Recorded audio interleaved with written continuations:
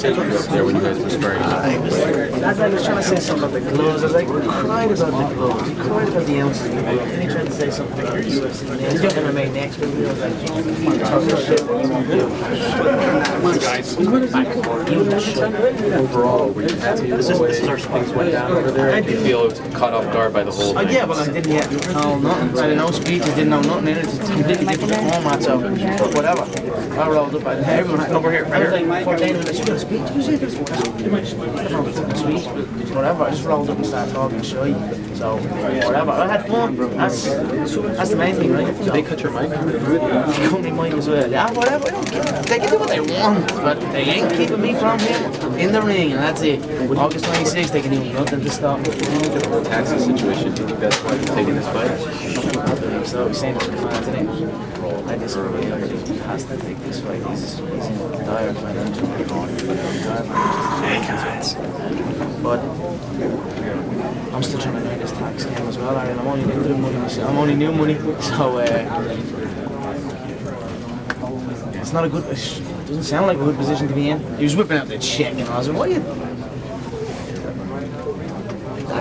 He owes his bollocks out, and he's whipping out the check, and that's over now, and everyone sees it's over. So. He calls himself the A side, yet it seemed like 95% of the crowd was in favor of you. So who is the A side here? They're looking at the A side. He's coming out first or second? In the fight? Yeah.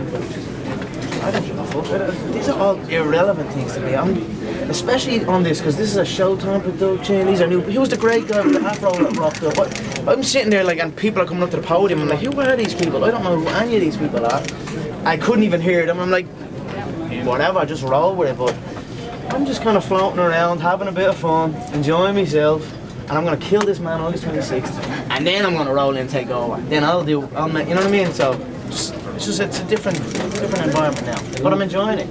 People are taking your training videos and putting them side by side with his, and sort of mocking you and talking about your hand speed and things like that. What do you say to those people who say they want to land a punch? He was on like a speedball, different bag. I was on a proper heavy bag. The uppercut bag is a heavy bag that it is.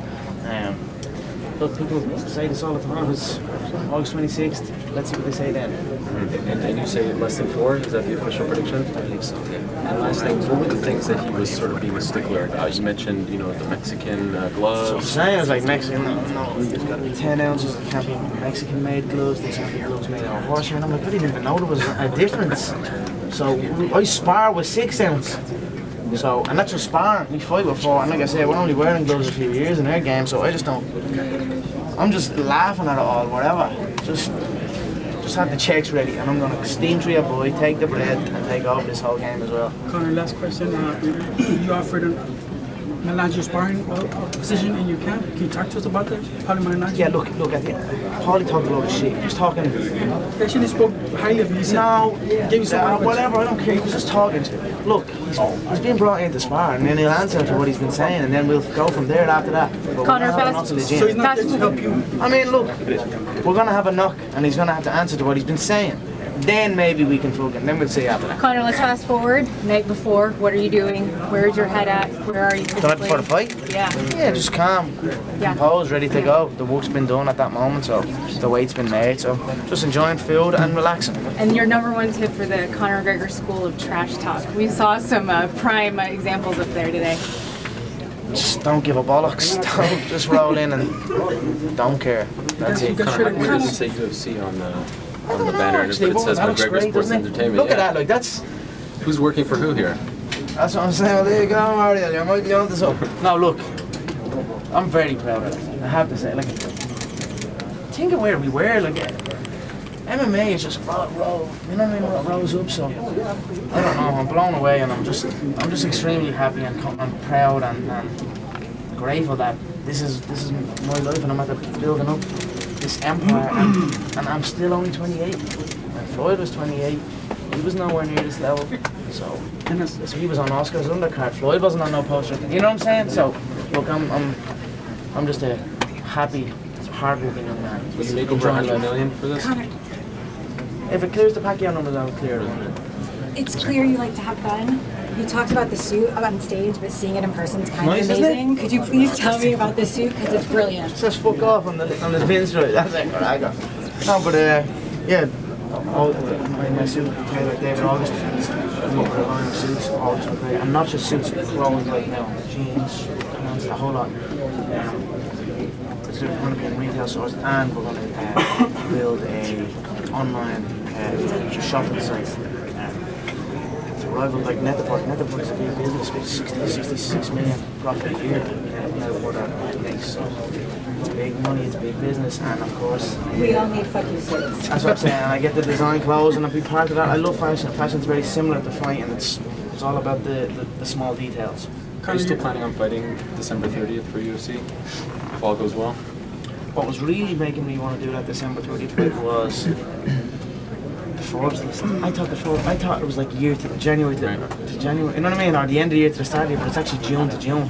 So I thought I had more time to hit the #1 spot this year. So if I'd have fought Floyd and then the December fight, that would have put me in #1 spot. But it's actually July to July. So I was 24th this year, which is a great jump from 84 the year before. I mean, I said I'd fight. I'm gonna fight. I always want to fight, right? I mean, I'm an active motherfucker. What else would I do? Who's the front runner right now? I tell you what, it's chopping and changing. It's chopping and changing. I mean, I'm just like, who's fighting? I see people who's just talking. People who's talking like about defending belts and doing this and doing that. That actually hasn't fought. I fought since they've you know what I mean? They fought way before me even. Right. And haven't fought since. They're just yapping. So, I'm just looking at people who are coming out and having a fight. There's a few up there. We'll see what happens. Who sticks out? Look, we'll see how it plays out. Okay. But there's a few. You know what's what. All right. What about with that moment? A career in boxing after this, because you could make so much money. I am boxing. It's right here. This next group right here. Okay. Conor, Oscar De La Hoya spoke about this fight. You know, he has his criticism about this fight. His cash cow, his biggest pay-per-view attraction is Canelo Alvarez. How would you have done against Canelo Alvarez in this fight? I'd spark Canelo as well. Oscar's a fool. Let's be real, he's an absolute fool. There's so much bitterness in him, and he's just a troubled man. You just see it in his face and all. He's just a fucked up. He's a donkey. Fuck Oscar. Are you surprised how critical he was of your matchup? I don't give a fuck. I couldn't give a ball. Again, with that bitterness and that jealous old shit, it's like, sort your own problems out, mate, because you've got a lot of them. You're much more bigger than Floyd up there on the stage. Are you going to use that to your advantage? Like, it's just too small. Okay. It's just too small. You just don't. You can't. That's the be-all, end-all here. My fist would break his guard. He can be defensive and catch the shots and do his thing, but if he catches the shot on the glove, it's going to rattle his whole brain. And that's the end of it.